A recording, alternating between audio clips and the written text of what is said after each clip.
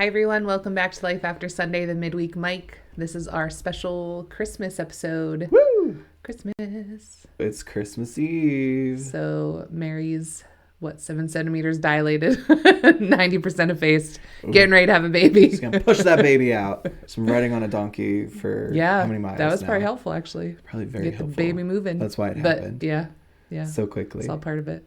Yeah, so today we're diving into the Christmas story.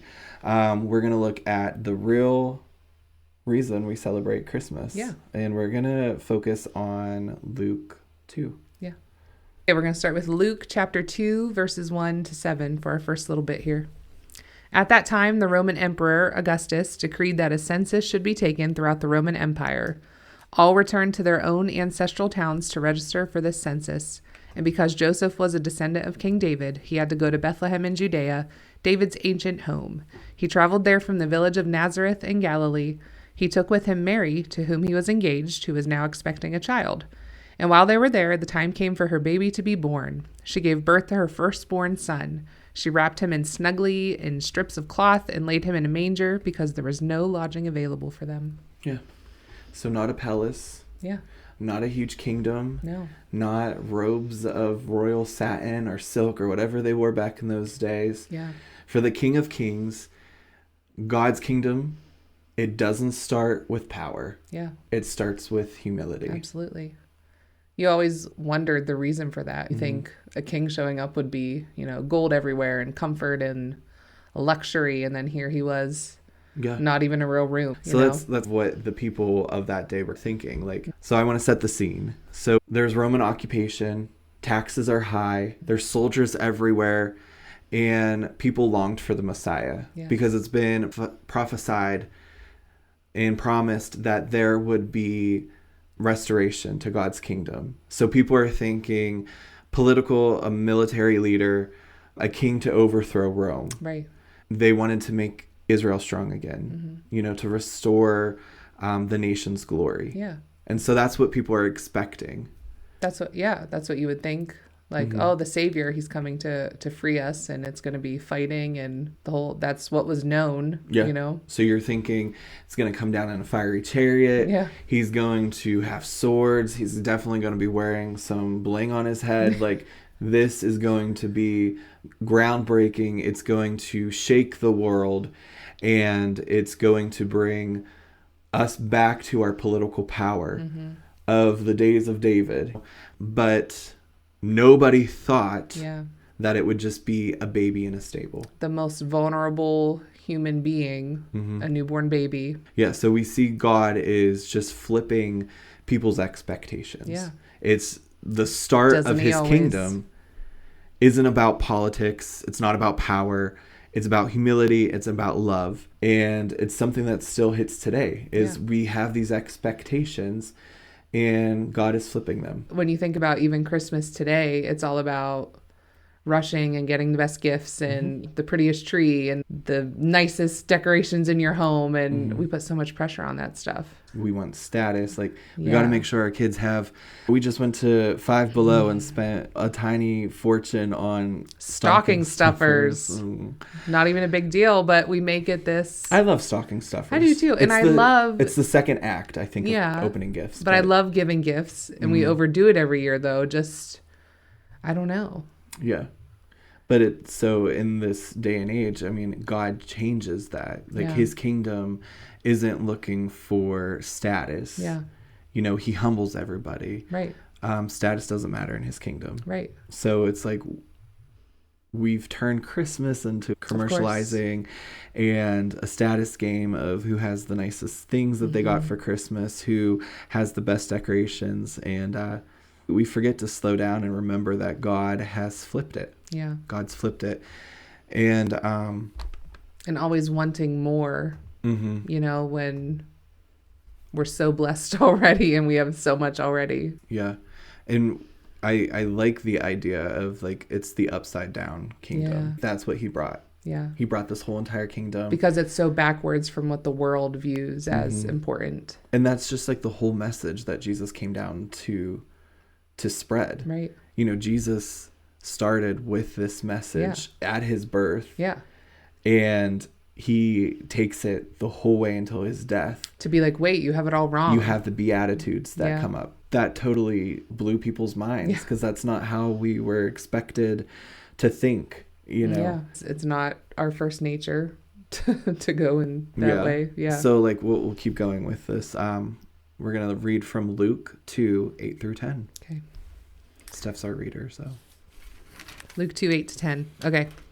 That night there were shepherds staying in the fields nearby, guarding their flocks of sheep. Suddenly an angel of the Lord appeared among them, and the radiance of the Lord's glory surrounded them. They were terrified, but the angel reassured them. Don't be afraid, he said. I bring you the good news that will bring great joy to all people. So shepherds. Yeah. You've talked about it last time, but it was like the lowly shepherds. Yeah. The people who are overlooked. No one would think to tell them first about the new king coming, you know? They didn't pursue him. They were just doing their jobs. Yeah. That were kind of looked down on by the city. Yeah. And God chose them to start. He chose the lowly to lift up to a status of, hey, guess what? God's kingdom is here. And it's for everybody. I also think in, Matthew, it talks about the wise men. The wise men sought after him. Do you want me to read that? You got it. I got it. Ooh. Matthew 2. Give me a minute to flip. Matthew 2, 1 to 2. Jesus was born in Bethlehem in Judea during the reign of King Herod. About that time, some wise men from eastern lands arrived in Jerusalem asking, "Where's the newborn king of the Jews? We saw his star as it rose, and we have come to worship him." So we have the shepherds. They were lowly.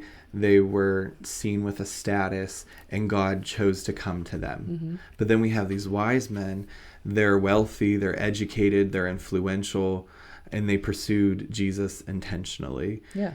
They followed the star and they brought their gifts. So I would say they represent the seekers of God. Yeah. So we have that contrast there with the upside down kingdom, humility and pursuit. Yeah. Not status or power determine who enters God's kingdom. So if you have some kind of status like the wise men, but you pursue God above all else, Earnestly seeking him. you're going to be in, Right. Yeah. But if you're also seen as humbled, like you're humbled before him, his grace is coming for you. Right. Because we feel that way a lot in life, like overlooked or forgotten or not important. But God died for you. He saw you as significant. So where people aren't seeing somebody who would shine, somebody who's important, somebody who doesn't have what's needed, if you humble yourself and don't chase that status, don't chase the stars of Hollywood or chase the money or chase all of these things, all of these idols in the world, and you seek and you chase after Jesus. Yeah. And I think too, and I think we talked about this last week a little bit, how everybody wants a platform and everybody wants to be seen and told like, hey, you're doing a good job. Look how awesome you are.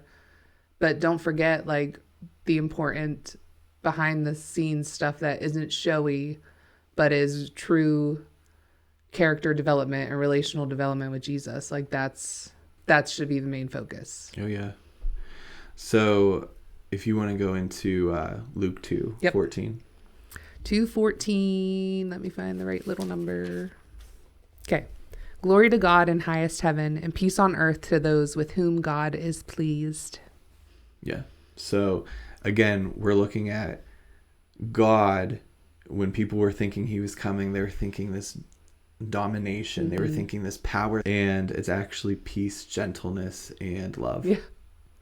So Like, you're just expecting a complete like uproar of things, and then it comes in the quiet whisper, the way that he does, and lovingly correcting and lovingly serving and all these things that were the complete opposite of what they had imagined and hoped for probably, Yes. but a better way. So even in today, we have like the commercialization of Christmas, and we have like the saddest game of our lives of trying to one up everybody. But God's upside down kingdom flips the world's roles. The humble over proud, gentle over violent, seekers and lowly over the entitled. Yeah. Yeah. So this Christmas, we can remember the original story. God elevates the unexpected, values humility, and welcomes those who seek him earnestly. So how do we live in this upside down kingdom today? I think it's about loving deeply and being peaceful and just out serving everyone around you in all your relationships, you know? And not even doing it like with a show. Yeah. With your Instagram video or your or TikTok or video. to get receive, recognition. yeah. You do it, you serve quietly. Yes. Maybe giving without expecting credit for it. Yeah, absolutely. You know, listening when no one else will, forgiving when it's hard to forgive. Yeah. That's the kingdom Jesus came to display. Yeah. The perfect challenge for this Christmas. Yeah. You're right. Let's do that. Yep. We got a lot of family time coming up probably for most of you. So I've been thinking about that a lot lately, like just out serving in all of your relationships. Because, you know, sometimes we like to keep a score of, well, I did this and he didn't do this, you know, but it's like, be the one who just goes extra love, extra service for nothing in return. Like just. Yeah. I just love that, like Jesus and the humility that he had with serving. Yeah. You know, that was his whole it wasn't life. You know, are you a Jew? Are you a Gentile? Do you have political status? How are you going to benefit and help me further my political gain? Or how are you going to make me wealth? No. I mean, his parents were poor, so he wasn't even born into a blessed family. He was somebody who grew up poor. He was somebody who didn't seek the treasures of the world because he already had the treasure of God in his life. And he wanted that so bad for everybody in this whole entire world that he came down on that night and he became flesh to live here, to feel the temptations, to experience life as a human with divine nature, and to show people what the kingdom he really wanted here on earth. That he didn't care about the power. He didn't care about the status that people had. He cared about the hearts of the individuals that were here. That he would go to people who were blind, people who were lepers, people who were outcasts in the world. And he would go to them and he would say, come follow me. I love you. I love you so much that I came down to die on a cross for you. And I'm not saying like he didn't come down for those rich people or those people who, but he also wanted them to humble themselves to serve lovingly those people who were also going through that. And I just think of the way he like would stop whatever he was doing, and he was on a mission, but more importantly, he would stop in the business of anything to take care of an immediate need. Like once he saw something, it was like, this is not more important. Let me come over here and take care of you. Yes. In the busyness of this, Of life. of what we've made Christmas, of bouncing house to house and opening gifts and doing this, looking at lights and like all the things that are great, but don't get so lost in the busy that you miss like those loving moments when you need to like slow down and take a minute with somebody. Don't forget to have that servant's heart. Yeah. To humble yourself, to not look at your circumstances, to not look at what situation you're in, and to flow out of that love to go to somebody in need. Yeah. To be so moved that you would leave your warmth, your safety, your kingdom, Your comfort. your comfort, the streets of gold, where you are sitting on a throne, and you lower yourself to other people to step on you, to wipe their feet, to serve their needs. Yeah. Let's live in that upside down kingdom. Let's not make this day about the presence of the world or the things that we can receive. I mean, I love giving gifts. I love receiving gifts, but make it about the presence, not the presents. oh wow. The presence. So good. CE. But you know, I just love it. It's Yeah. the whole message is to have a servant heart, Right. to love God, Out love and out serve. Yep. fully with your heart, and by doing so, you love people. Yep. So short and sweet. Get to your Christmas Eve dinners. Get to your Christmas Eve movies. I know we're gonna be watching It's a Wonderful Life. If you haven't watched that, do it. Tears every season. Christmas. I'm like It's Dwayne's favorite. bawling. I just feel so connected to George Bailey. It's long, so sit down with some snacks. But Eat it those is really cookies. good. It is really good. I sit down with the plate of cookies and the milk and I eat them, and then stuff gets those carrot sticks and all on. I'm not eating any carrots. I hate them unless they're boiled with honey and. Yeah. Yeah. Oh, maybe I'll eat a couple. I just Okay. had my gallbladder out, so I guess I should eat some good Hey, things. she's doing really good. But anyway, Anyways, we want to say Merry Christmas. Merry Christmas. We love you all. Be blessed this season. Yeah. Enjoy your family.